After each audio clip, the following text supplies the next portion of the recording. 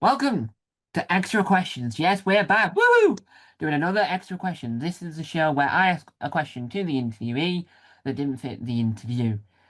Today, coming all the way from One Comedian Eight Questions, the interview where I interview people at the end of a fringe, is comedian Rue Sutcliffe. Now, my question is, have you ever, they're definitely words.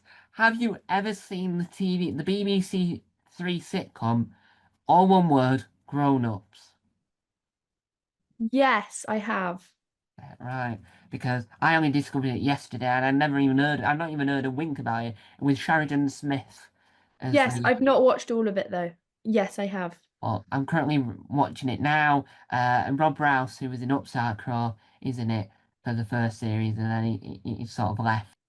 Why do you think it's forgotten? Why do you think no one mentions it? Gosh, um, I'm not sure. It's quite a potentially a basic title. Yeah. Maybe it's that, with all due respect. Well, no, I don't know. I'm not sure. What do you think?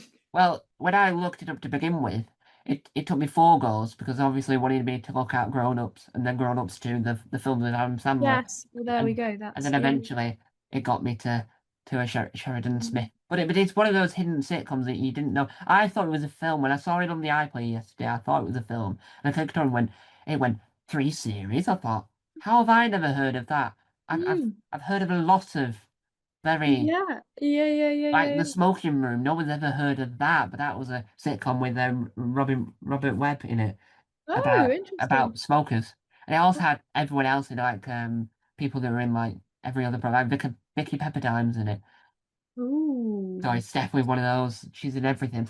But why do you think there's a lot of sitcoms that are really, really amazing? Why do you think they get hidden by? Why do you think they get lost in the sea of British sitcoms?